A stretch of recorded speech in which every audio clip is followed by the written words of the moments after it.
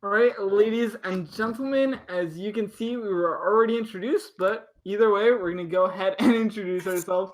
I am Roberto Trevino. I am a part of public relations, and my current position in my university is club president for South Texas Summoners. Next up, we have Gerard.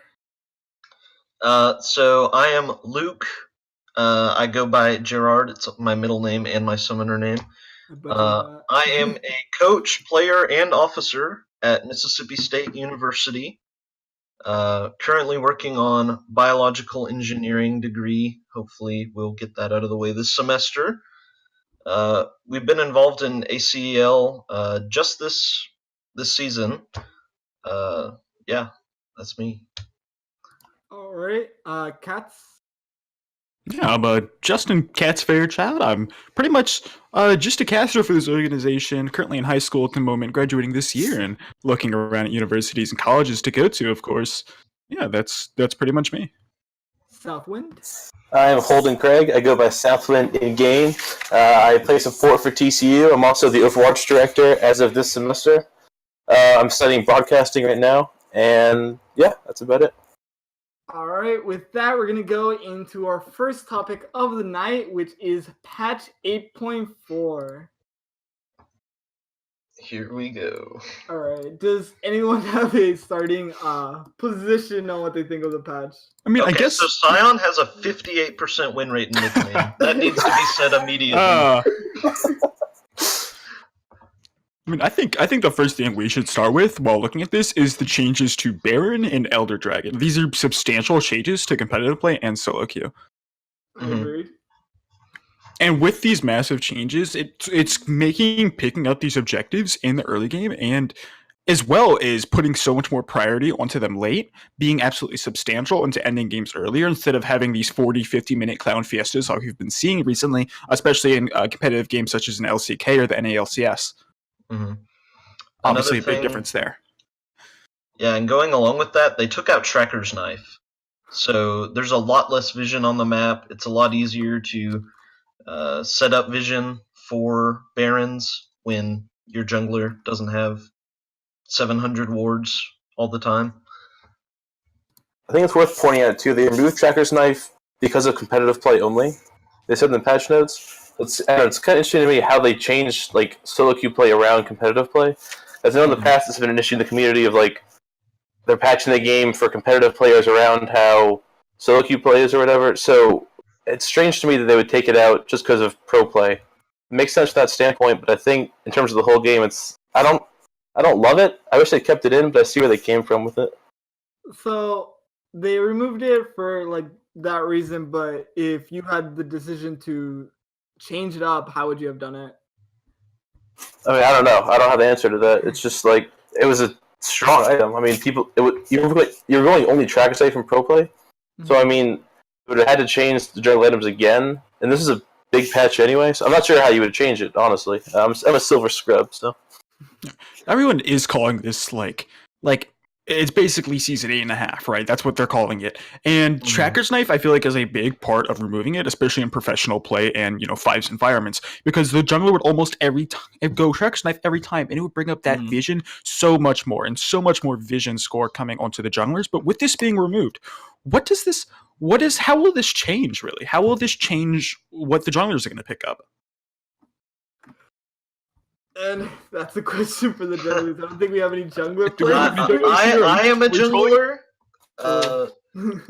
You might see, we saw this a few patches ago with like Eve, junglers building support items and getting the Sightstone passive off that. I heard some analysts like Mark Z talking about mid laners are gonna probably start buying the Sightstone items.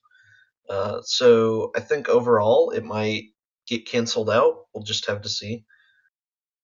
So going into like competitive play, since it seems like that's where we're focusing more on, how I know we have a player and a coach here.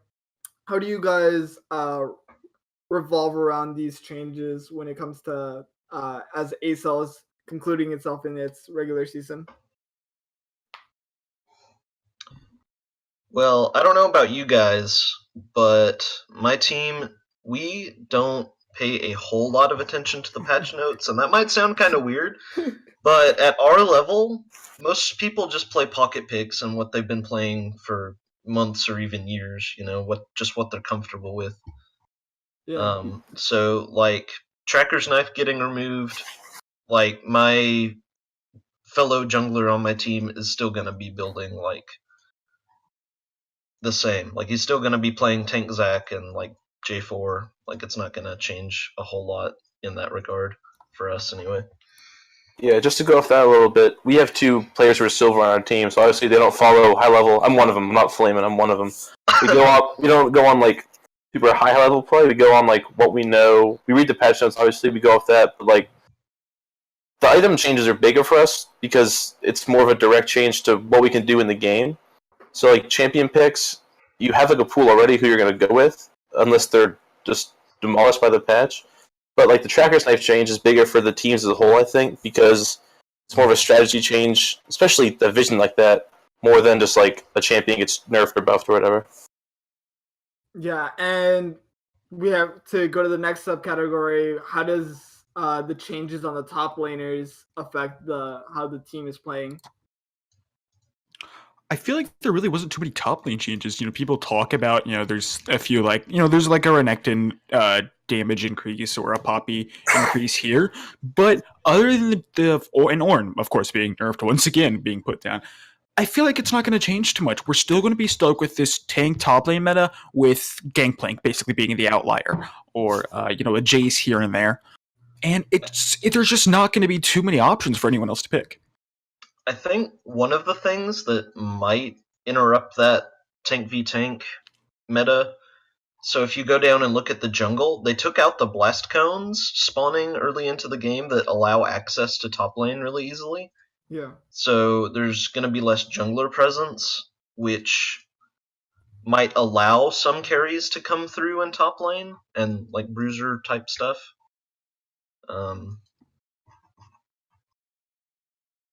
Okay, Yeah. so let's go based on how Gangplank is being OP, and to be completely honest, Riot really does decide who's going to be meta and who isn't. And what do you guys currently feel that is the meta okay? Because Reddit is very like one-dimensional, right? They're just like top lane is shit. Oh my god, I can't. Right through the Counter-Strike. Yeah. Hey, got fixed this patch now. Yeah. So, does the meta in the top lane, is it actually bad? And that's the real question here. I think it's interesting because in ACEL it's different than pro play, obviously. I think in ACEL it's more matchup reliant in terms of players. So if the player's better, sometimes they're way better, you can just win your lane and go on to carry the game in a sense. So I think making the lane more interactive is better for game diversity because there aren't that many like few pure tank matchups, at least in our games. A lot of the times one player's winning the lane pretty handily. So I think making it so the players interact more makes it more dynamic for the lanes. Yeah, definitely. And I feel like really it depends on what type of player you are top as well. If you're a player who likes to really play for your team, or if you're that split push type of player, right? Because if you want to play for that team, you will go in these tanks for your teams. And of course, we're talking the competitive aspect here. But if you are that, I want to carry my entire team, this really isn't the meta you want right now. Because top, it's such a supporting role at the moment. Yeah, but of course, it really is. Like a lot of the times you see them having less impact than even the supports, which it's been that way for a while now, but it feels really bad as a former top lane main to see it in that state. Rip the top lane. But I also feel like top isn't as bad as people say it is.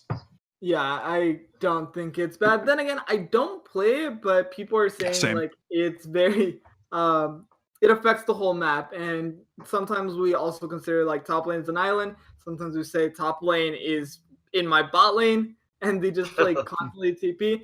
And I think those are more like specific issues such as like when Shen is on the game, you simply are going to see your bot lane get pressured more. When you see other champions that require kills to get ahead, you're going to see, or Gangplank, for example, he's going to use his ultimate for the bot lane trades, and that's very, very annoying, but it's not completely like destroying or changing the game.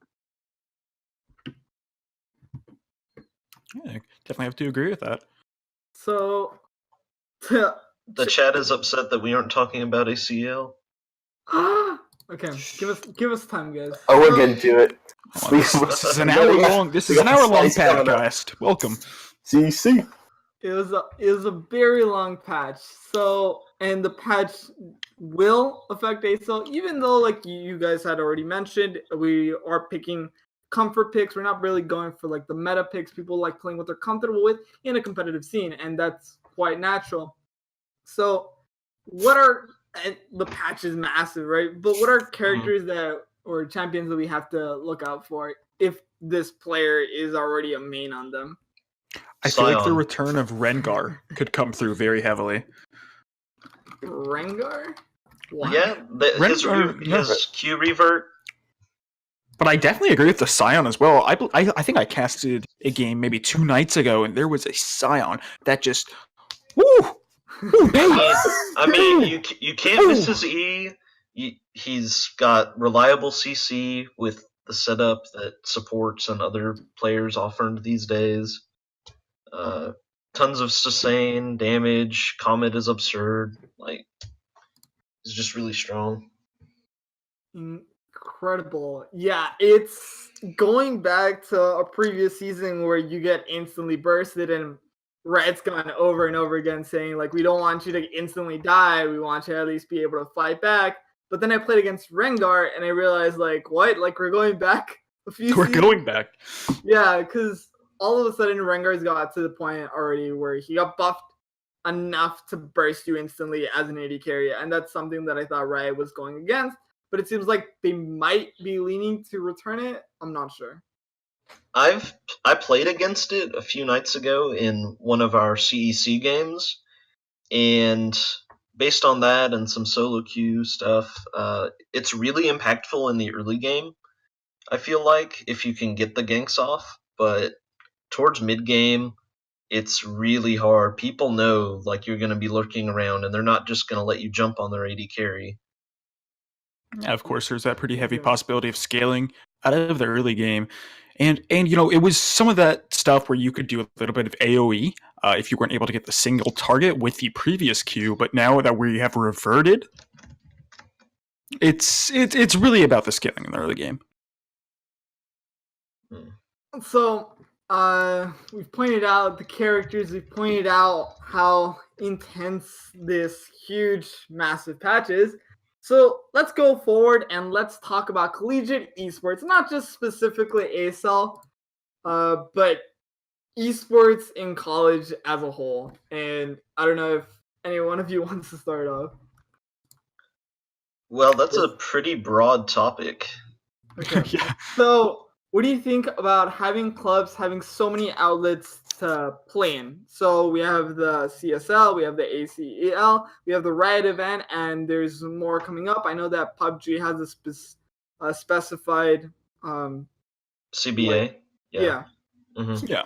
So what does it mean that we have all these outlets for collegiate players to play in? I feel. Go ahead.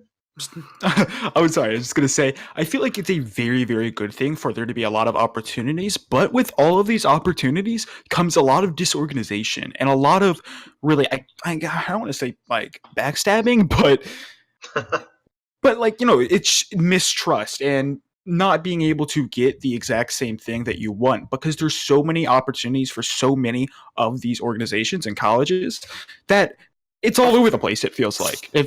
And there's just so many opportunities that maybe it's too much. I think it's only. I agree. It's like oversaturated at this point, I think.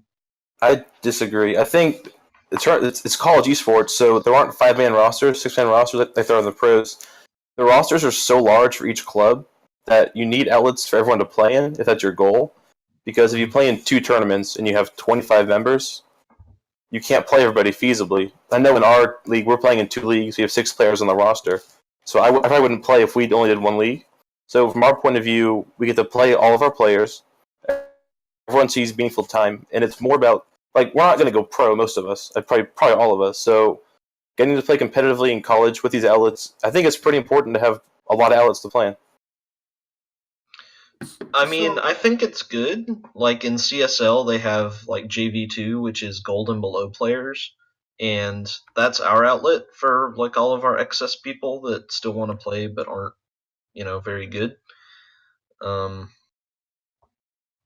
we kind of reserve our like better players. Like I say that, but most of us are like plat or low diamond for like the upper leagues, and even ULaw, we don't take that seriously at all here for some reason. But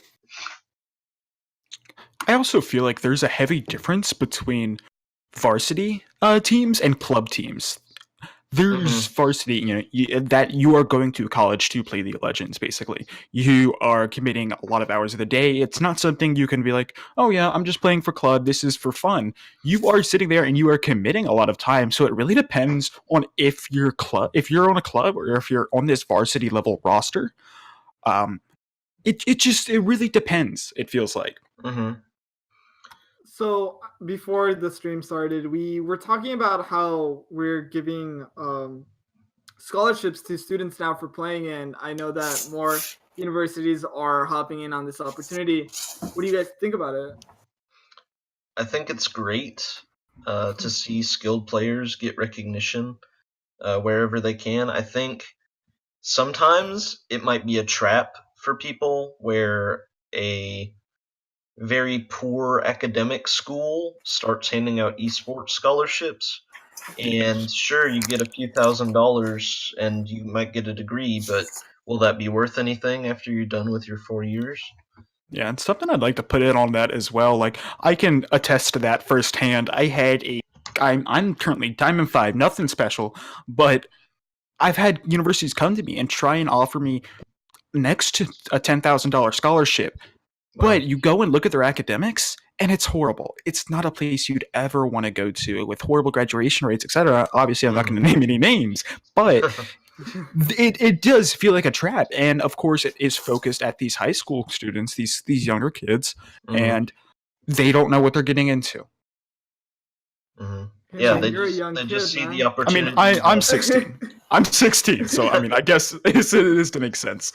But yeah, they like young kids, like maybe you, for example. They see that number and they're like, "Oh, they're gonna pay me to play League of Legends. Oh my god, I have to go there." And then they get a degree in basket weaving, and Okay, that's next level trash talk right there. Hey, I did not name any names. We haven't dropped any names yet. Right. Yeah, no, I'm not dropping names. You know who you are, though. Okay, so let's move forward and let's talk about ACEL, and specifically ACEL. And I know that the 2 players that we have, the coach and the player that we have here, we have a caster that is not a part of anything, that are a part of CEC. So, did you guys want to mention how great your team is? Yeah, listen. There's 6 conferences in this league, right? Yeah. 5 of them are average to mediocre. One's bad. We all know who it is. There's one conference is head and shoulders. The 8 greatest teams in the country right now is the Central Esports Conference. The CEC listen to this guy. houses TCU, the greatest team in the greatest conference. TCU. I'm memeing a little bit. You got 5 3-2 teams right now. 4 3-2 teams right now. That's a 4-way tie for first place. That's exciting. That's awesome. Every other conference has 2 first place teams, 3 first place teams. It's a logjam right now. It's exciting. Tune in every week. Come watch. I mean, the games we've played, almost all of them have been really close, really exciting. Our series this past Tuesday was super close. There were Baron steals from both teams. There was a lot of stuff going on all 3 games.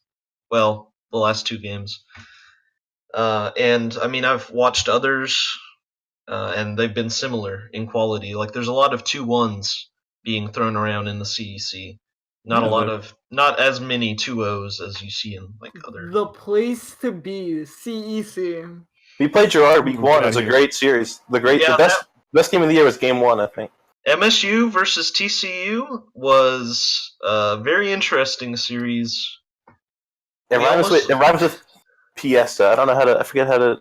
What? It was a Fiesta. The first game was like 60 minutes. There was no league being played. It was unreal. I mean, we just basically turtled for 40 minutes straight. We won the game. Yeah, we ban Anivia in every game now. Like, our players, they literally ban Anivia in solo queue just because they never want to see that again. Just so you know. Every team banned it against us. We played it once. It was against you. Every team's banned it so far. Yeah, but I mean, as a caster, looking at most of these games, they are fun to cast as well, and it's exciting to get into some of these. We have some of these better players that make huge plays, and these teams working cohesively, with wards, putting out vision on the map, and, set our macro play as well. Some of it's actually decent for players of their caliber, and looking at it from above, looking at it from a spectator standpoint, it's pretty fun to watch. I will say, from our point of view, we have 2 silver players, so we came into the league just thinking we're going to compete and, we'll do our best. We had a 3-1 start. We lost last week to UTEP, the best team in the conference. But, I mean, we were playing teams with Diamond, Platinum rosters and competing. So it's been interesting to see how team plays affected it because, I mean, we didn't see us being number 3 right now, but I don't know. It's been fun to watch how every team's responded so far this year. Mm-hmm. Yeah. And of course, one team I want to reiterate on or call out in my division, the Midwestern Eastern Esports Conference, whatever. I'm a little lost here. University of Northern Colorado. Love you guys. That's all I wanted to say. I love those guys. Yeah, we got a skewed composition here. We only know about CEC and the guests anyway, I suppose. Nothing wrong with that. Yeah, I mean, it is the best. I'm not saying it's the best, but it's the 8th. It's the 6th worst. The 6th worst. 6th worst. Yep, I agree with that assessment. We haven't played UTEP though. I have no idea if we have parity with them at all. We'll find out. We just played them. It was not that close. Okay. I mean, game 1 was close. I think playoffs will be exciting because every team is pretty equal right now. Like, there's 4-3-2 teams, obviously. I think everyone's taking games off each other. I mean, there's not really many clear-cut standouts on either side, so playoffs should be fun to watch. You heard it here first. CEC, best league, apparently. Look, when you look back 25 years from now, and you're making the best of ACEL compilation, you're going to say 2018 CEC was just the cream of the crop. Oh, yeah. I mean, you're going to look back at the 2018... TCU roster, and those guys, the analysts in 20 years, they're going to be saying there's never going to be a team like them ever again. I'm not going to agree with you, but I'm not going to disagree either. It's a pretty great team. Something I want to bring up real quick. I remember watching this game live. The Rakan mid, Xayah jungle, I think it was Yasuo, if I remember correctly. Oh, who was this? What was this? I don't remember the exact name of the college, but I remember seeing this game. What are your thoughts on it? Oh my god! I think they won also. They did win. Yes, they won. Wait, Rakan mid and Xayah jungle, or was it the other way around? It was Rakan mid, Xayah jungle, and I believe Yasuo AD carry was the How other. The hell does any of that work? I need to watch that game. ACEL, baby. University of Delaware. University of Delaware. Okay, I'm gonna have to go watch that game. That sounds like a fun one to watch. A fun one to watch. Wait, did they win? Yes. Yeah, they won. They did. Okay, to be fair, when you're playing against non-meta, you have no idea what you're doing. Now wait, so I don't actually know if this is a thing or not, but do the champions of each conference, are they gonna play each other after conference playoffs or no? I don't Hopefully. think so at the moment. So I'm air. just asking because when we win CEC, I hope we get to play. Damn. I hope that we. Whoa. Gerard, I will not talk about any It'll teammates of be a mine close about being finals. here. It's It'll not be a fair. close finals between us two. Don't worry about it. When UTEP plays TCU in the finals, I'm not saying it's going to win. It's going to be a good time though. We can. Okay, so I'm pretty sure the conferences don't play against each other, but we can make some casual games against the winners of the conferences. Yeah, we can have an exhibition match. That'll Exhibition be interesting. tournament.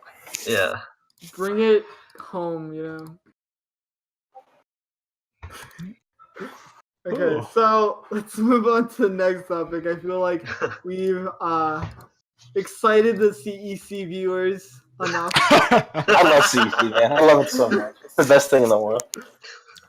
So, why do you guys watch competitive games? Why do you guys watch NALCS, the Korean League? Why do you guys actually tune in to watch these games? I know one of you guys said that you're a Double F fan. Hey. I watch. the I'm a games. TL fan. I watch NALCS so that I can savor every time TSM's Nexus gets destroyed. See, I watch LCK just to appreciate the macro and listen to my dad, Papa Smithy. Yeah, I actually almost never watch LCK because it's on at 5 a.m. or something. Yeah, I mean, I fall asleep to it at night, so yeah, it works. You stay up till 5 in the morning to fall asleep on it? Yes. They go leave it 2, come on. Taker deserves it. Okay, so ACEL's production has casters, so why? Okay, do you guys have a reason to watch ACEL?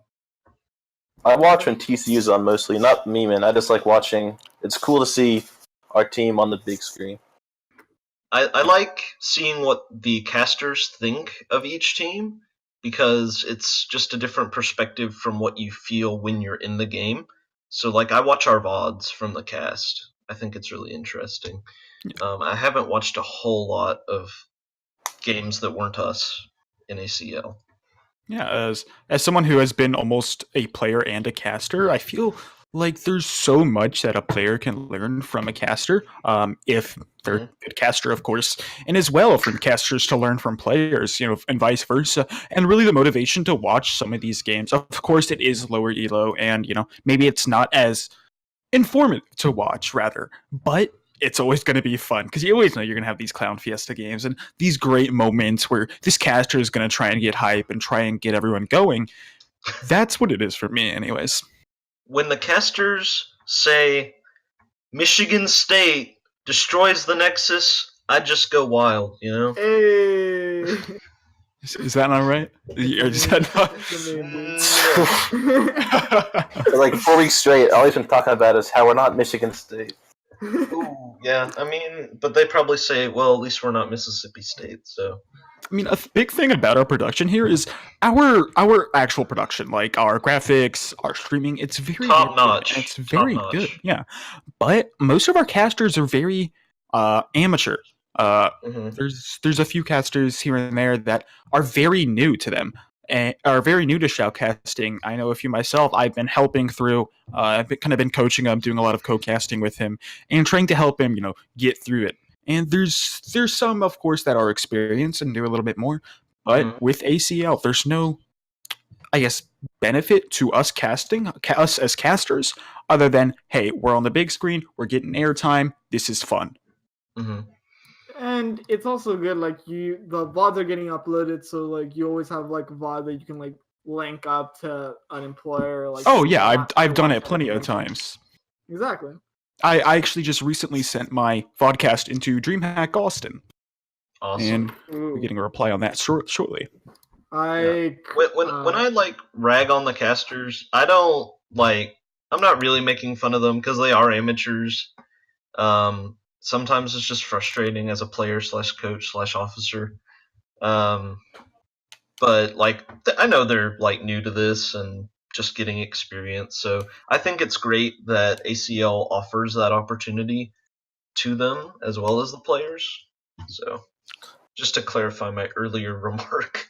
I think it's great, but from their point of view, we're not like LCS either. So like, Yeah. they have to cast some wild games sometimes. So Yasuo J4 bot lane. So yeah. Some of the bot lane or some of the games, I'll come off after the cast and I'll talk to my co-caster for a little bit, and I'll just be like, "That was painful. I can't believe we just did 3.5 hours of that with 3 20-minute pauses." Like, and I'll go and I'll lay in bed and cry. Be a rule about pause length. I believe there is. Maybe there is, but maybe it should be enforced more strictly. Rip. Yeah, going back to what Kahtz said, I'm currently doing I'm gonna go do the shoutcasting for a convention. So it just shows that like it helps you out to do shoutcasting for these. Someone actually linked us the Delaware versus. Yes, whoever did that, thank you. Oh my god. Okay, so yeah, casting for these like small orgs. I don't want to call ourselves that small of an org, but small casting orgs, for these orgs that are amateur orgs, you know, we have great production by our great editors. So you have that going for you, and like you have videos of yourself already getting uploaded onto an official like page. So it's beneficial in like so many ways. Yeah, Sorry, go ahead. Yeah, I was just gonna say, while it is beneficial. And we're going to see a lot of these casters grow over time. And if casters continue to, improve and stay with ACEL, they'll start to build up sort of a fan base. Personally, I've had a few people be like, holy moly, I love this caster. That caster's my waifu. I've literally had someone say that to me. I've had someone say that to me also. And it was weird. I've had people reach out to me. And the University of Northern Colorado, I casted their LAN tournament for them. Granted, it was a complete mess, and they had power outages every 3 minutes. But oh, buddy, hey, at least you got one. It's I was able to go out there and cast their LAN tournament. It was a great time. Yeah, I mean, if you look at like the pro casters, I mean, everybody hated, I think, Deficio when he first started, and now personally, he's one of my favorite casters. Yeah. Like, when I watch UOCS. If it's like Vedius or Pyro or something, I don't even want to watch the game. But if it's like Quickshot and Officio, I'm going to watch that game. Doesn't even matter what the teams are. They can make Unicorns of Love versus H2K look like a good game. I love me some Captain Flowers, my dudes. Yeah. Oh, yes, he's great. Speaking of that, Captain Flowers and Vedius, I believe, are very, very good like with the amateur scene. So a lot of casters that are not new to casting, but have a little bit of experience with casting, Vedius and Captain Flowers will go over your VOD with you. Oh yeah, Captain Flowers was an amateur like a year ago, right? Yeah. Yeah. And one of our newest casters and someone I've been casting with for a while, Lombax Spyboy, he's reached out to Vedius, and next time me and him get a good cast together, we're going to reach out to Vedius once again, link him our VOD, and go over it sometime. So a lot of this is about just building up a reputation for yourself. Mm-hmm. So what do you go? Okay, so there's also this very frustrating games where it's completely one-sided. So how do you deal with that? We scream at each other, and then somebody gets kicked off the team. Nice. It's like Survivor. It's like you get voted off at the end. Yeah, I got voted off a while ago, but then I got kind of voted back on. So nice. It's fun. We've had close games all year. We've only had one game that was like a blowout. So I mean, we haven't had to deal with like a ton of super hard wins or defeats. So I mean, hopefully it's gonna stay that way. I think we'll be all right though. Yeah, I mean, we got blown out by UTSA, and we weren't upset after that. We just knew like it was a really hard game, and there was not a lot anyone could do about it. One of my players just messaged me about that earlier remark. And looking at the perspective of blowout games from a spectator's point of view as well as a caster's, they can be fun to watch if you are cheering for that team. If you're like actively involved in that team, you don't want to watch a blowout. It's kind of boring to watch. You know exactly who's going to win unless they come around, they turn around and pick up a victory. But the blowout is just most of the time they're going to be able to end properly. Yeah, I mean, Go ahead. I was just going to say nobody likes to watch a blowout. It's boring to see. I think a blowout from a team point of view can be more beneficial to watch back sometimes because you can have one mistake early that kind of snowballs, and that can be a problem. So I think from that point of view, losing always sucks, but you can improve a lot more if you know what you're doing wrong. So, I mean, if you do it now, it's better than to do it in playoffs, I think. Mm-hmm. Sure. So with that, let's go to the final topic that we have set up for us tonight, which is Riot. And now this year, Riot! Shiver.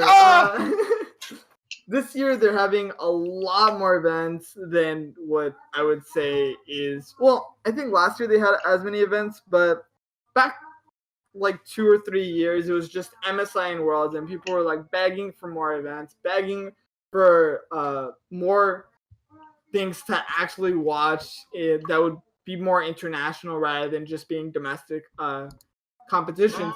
So what do you guys think about these new additions?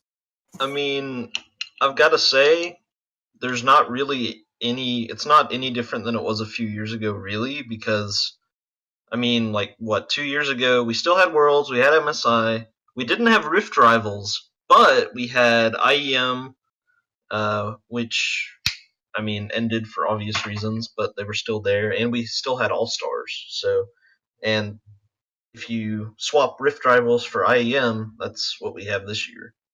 And they had the Battle of the Atlantic in Season 4, right? Season 4 or 5? So that was like Rift Rivals, essentially. Yeah, that's true. So, I mean, it hasn't really changed that much. But I love it. I love all of it. I like the play-in stages. Those are new.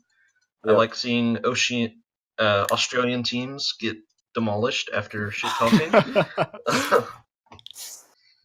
Okay, I'm a fan, so I like watching. Sorry, I like watching much as possible. But I think the game is such that if you miss a big event, you're kind of out of the loop for a while. Mm-hmm. So at this point, you're gonna have to watch all the events just to get caught up on what's happening. I feel like there is that, but there's so many. There's not enough events to watch as a spectator, obviously. But then you have to look at it from a team's perspective as well. You want to see the best players. You want to see the best time. And competing 24/7 in tournaments, and isn't going to be the best. You still want to be sit back. You want to be doing scrims. You want to do VOD reviews, and of course, there's some of these that have no incentive. All-Stars this year, I saw a lot of pro players complain because there's no incentive. It wasn't really a fun tournament. It was very competitive, from my understanding. Mm-hmm. It didn't have a lot of these game modes from the 2016 one, I believe. Such, I believe, one player was on the keyboard and one was on the hand, and stuff like that. That was phenomenal to watch. It was so fun to watch from a spectator's view at home, and I'm sure it was fun to play for the players. But it's kind of just gotten rid of. It's hard to find a balance, I think, between what makes the fans happy and the teams happy, because the fans want an entertaining event, but the team wants to use it to improve. Mostly, I think. So, I mean, they can't have all serious and then all events. So it's been hard to find a balance, I think, for them for the past couple of All-Star events. I think one solution might be to have side events, maybe with the teams that get knocked out early in the tournament, like at Worlds and MSI, for fun event modes. If the teams are willing to do that, I don't know if they would or if they just want to go home. Going based on being competitive, we went from best of threes to best of ones. So I understand that it adds more to viewer base and how many people are watching on the weekly. But what do you guys think that did competitively? I think that it needed to happen because if you look at NA and EU's performance at Worlds, they tank best of ones, and that's been the case for every year since 2015 at least. So doing well in best of threes, that's always been TSM's excuse, and it's kind of Team Liquid's excuse for why they're not doing well now. Yeah. Is that it's not best of three anymore, so they're we can't show our series strength, and it's well, at Worlds it doesn't matter. So I think it's good for them to have to practice best of one. I mean, I see that, but I can also disagree because best of three, it's just so much better for what feels like the competitive integrity, right? There's more games to watch and there's more games going on, but looking at it from a spectator standpoint, that is an insane amount of games to watch. Oh yeah. And as well as from Riot's standpoint, the amount of games you need to broadcast, you need to cast, and then you have to look at it. They have this Academy League that's going on as well. Oh yeah. And Well, I'd assume if you that'd look be at more or less the same format. Yeah, and if you look at like China, I think they expanded to 12 teams, and they're doing double round robin best of threes, I think. So that is like an insane number of games. And obviously that's not completely analogous to NAEU, but it's. I mean, China as well has so much bigger of a following for League of Legends than North America, and has so much more than NA or EU. Of course, everybody knows China as this money region for League of Legends, and they have this ability to be able to do it, all this production and all this everything, because they are what feels like this money region. They're able to add 2 more teams and continue to grow and grow. Mm-hmm. So let's look at how NA is doing right now. I think they how many viewers do they usually average at right now? I haven't been watching recently. More than me, I'll tell you that much.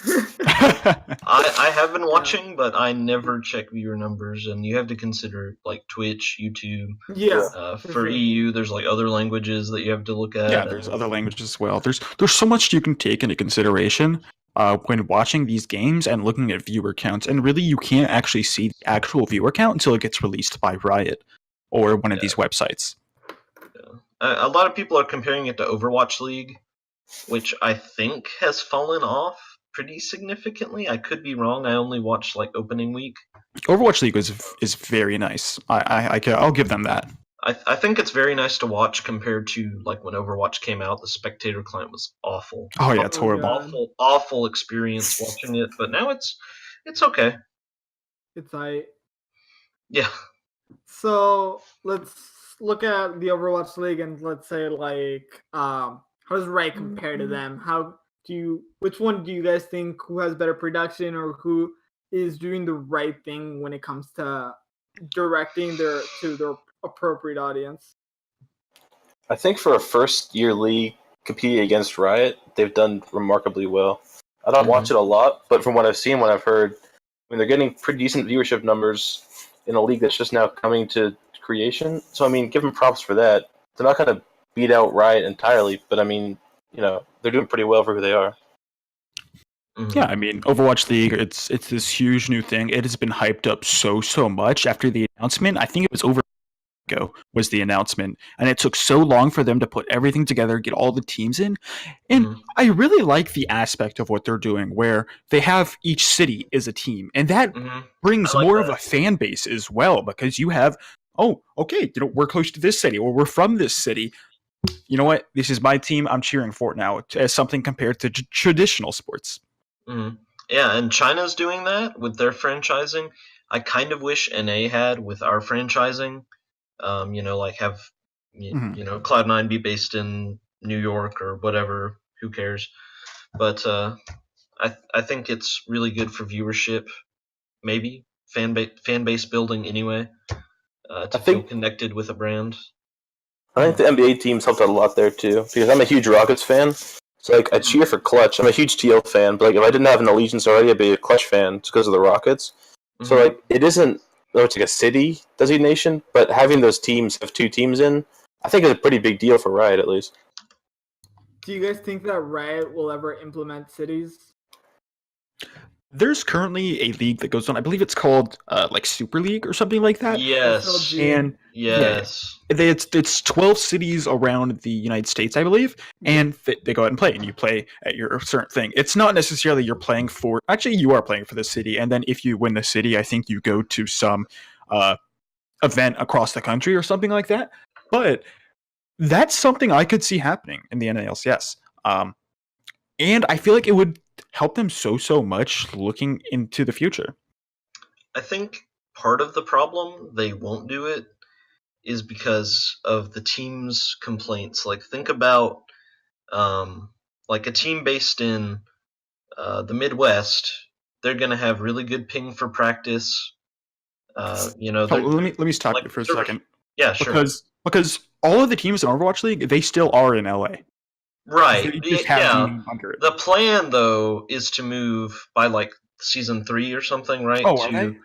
The plan, from what I've understood, is to actually move the teams to their respective locations. Like, yeah. Oh, yeah, I did. Sorry. I didn't actually know that. So would they fly out 2 games weekly and you'd have like home and away games traditional sports, or would they continue to play online on ping? They haven't talked about it a lot because it's still like in the future, I guess. And right now they are just doing all the games in that one studio in LA, like Riot does.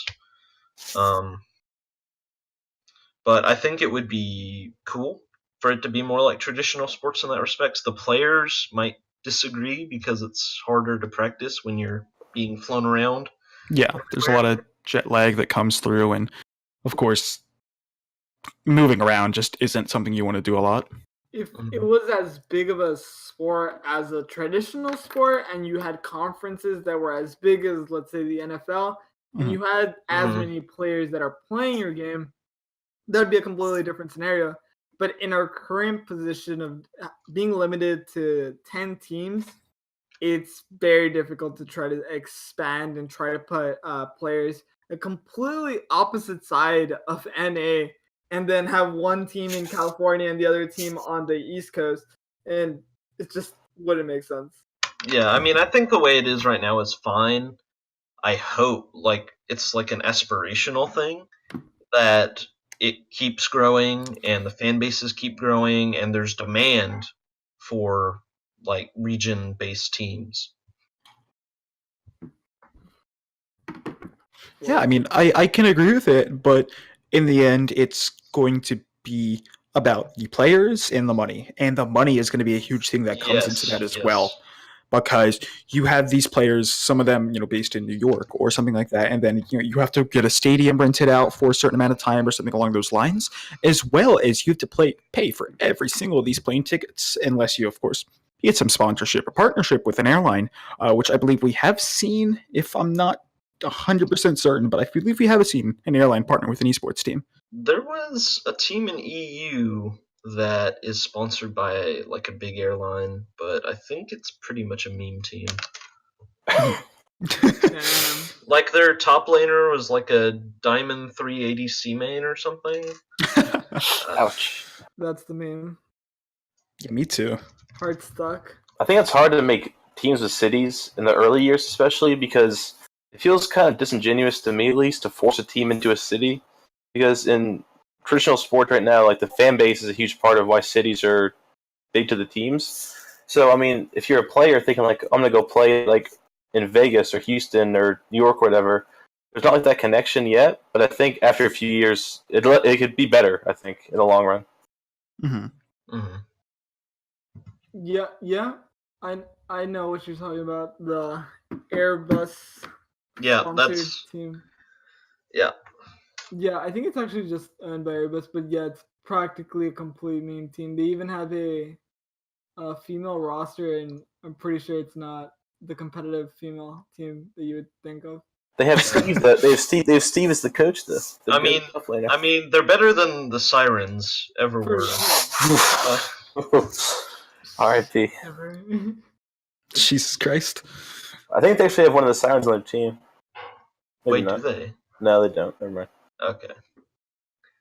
All right. So with that, we've talked about Riot events. We've talked about how ACEL. We've talked about competitive games and why we watch them. We've talked about patch 8.4. We've introduced ourselves, and with that, we come to a conclusion as to all the topics that we've brought up today.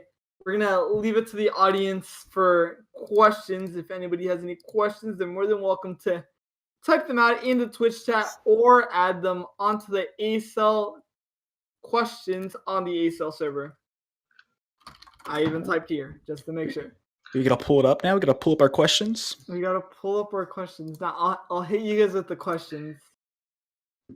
But Sounds good. while we're at it, while we're waiting, is there anything that you guys would like to see from ACEL? The casters to say my team's names right. You know what? Wait. What team do you play on? I'm gonna cast you. Please Come do. on, we're going. That'd be Come down to the hilarious. CECs. Just Nice hit him with then. the Michigan, dude. Yeah. Oh wait, you guys aren't on stream week, I don't think. On stream game. No, we aren't at this point. We played our 2 streamed matches back to back. Oh, you're done. See you later. Yeah. Well, we'll be in playoffs. You'll see us cool. later. Okay, I'll see you there. See you there. Hey, I'll see you there, Gerard. Yeah, no flame. I know it's hard. I have an accent on my name in League, so maybe that makes it hard to read. Maybe I don't know. that's why people are thrown off. Yeah, perhaps. Perhaps. But Mongolia Man is pretty atrocious, honestly. What's the actual name? Magnolia Man, like the flower, like the tree Magnolia. Yeah, there's like Mongolia, Mong, calling him lots of Call him a monk. semi-offensive slurs. But hey, no flame. They're amateurs, and so are we. So, he's actually changed his name many times for lots of different reasons. I'm not gonna say what those might have been, but you can infer. Jesus. Okay. So we're not getting hit by any questions. We're getting memed out here, but we still have 8 minutes of airtime before we get shut down and just like Riot's production. Of course. Oh, we have airtime? Alright. Shout out to my mom. Yeah, you guys can come watch me in the CBA match that'll be on at like 8:15. They're making me play in that. My team is, so we'll see how many kills I get if we can get the chicken dinner. Do you not want to play? Hey, wait, I'll sub in for you. Come on, let's go. I mean, I'm a sub, and one of our players is sick, I think.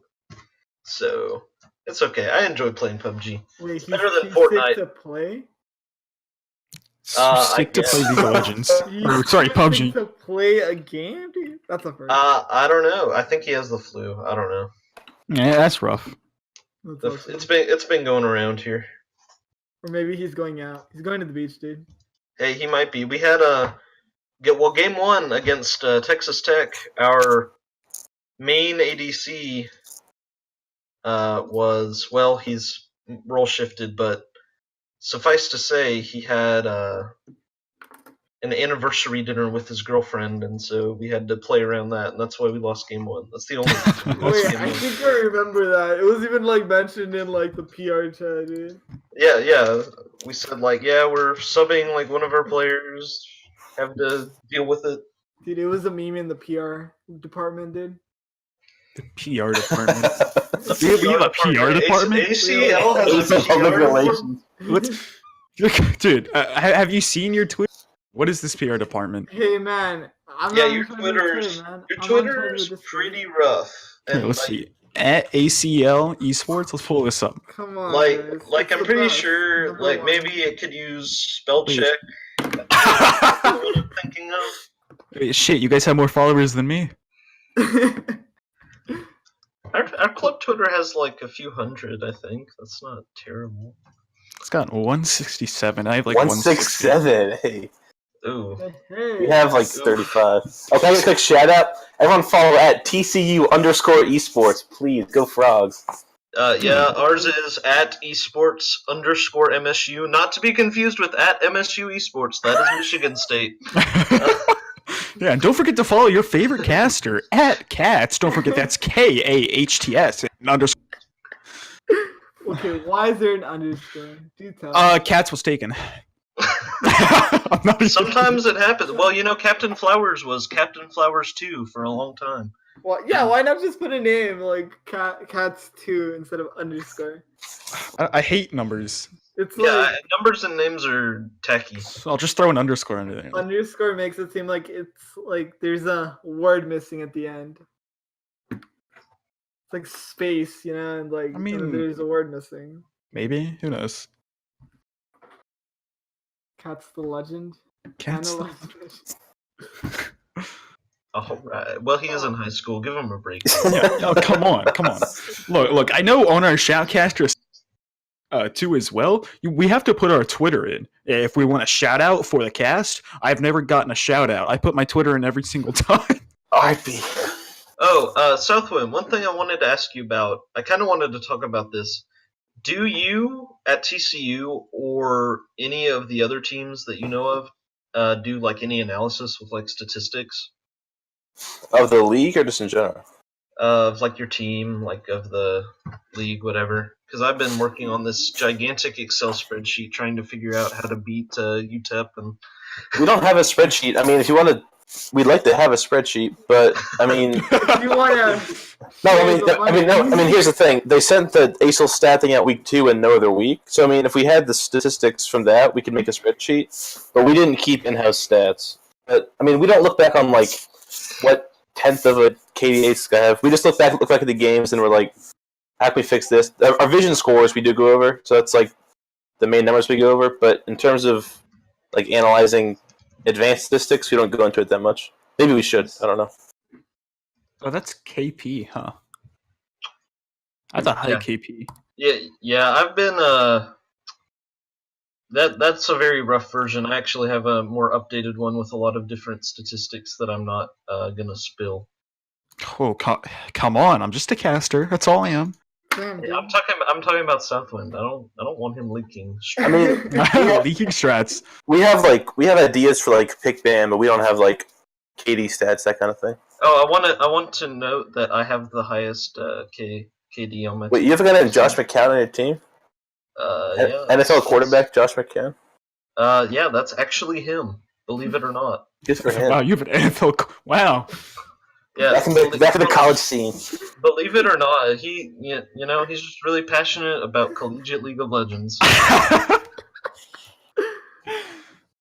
that's great. Quite the guy there. The jack of all trades.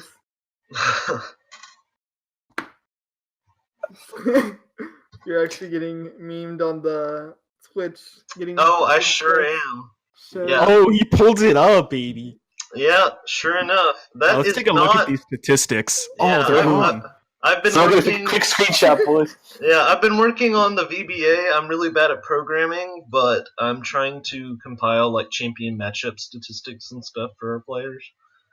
I was about to go over those statistics, analyze them. Like, I will say our top laner Wesley has like a 16 KDA on Nasus and just like destroys people with it.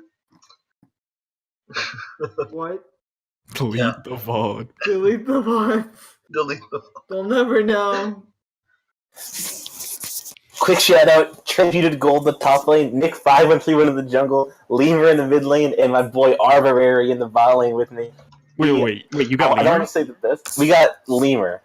I won't talk about him because he's not here, but suffice to say, he's a pretty good mid laner. Hey, I know Lemur.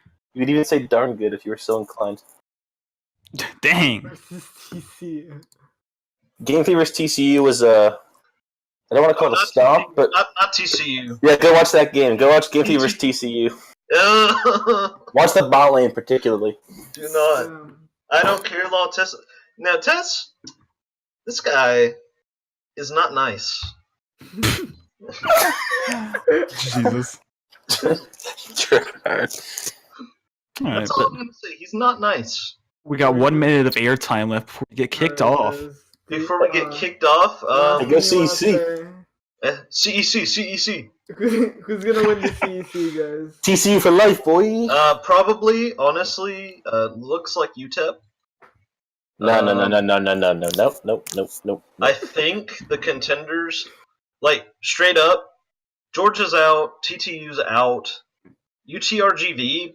They didn't look great when we played them. I don't think they'll make playoffs. And then MTSU, maybe not. I don't know. Looks like we'll see. Hey, I'm hearing TCU in the playoffs. I think playoff teams will be UTEP, TCU, Mississippi State, and UTSA probably. Yeah, that's about how I feel you about heard it. it here first, ladies and gentlemen, but we have to call it a night as our full hour has been used up. Be sure to check out the talk show, ACEL's talk show, next week on Thursday, same time, 8 p.m. EST. Thanks for watching. It's been a See you darn guys pleasure. next time. Hail State. Go Frogs.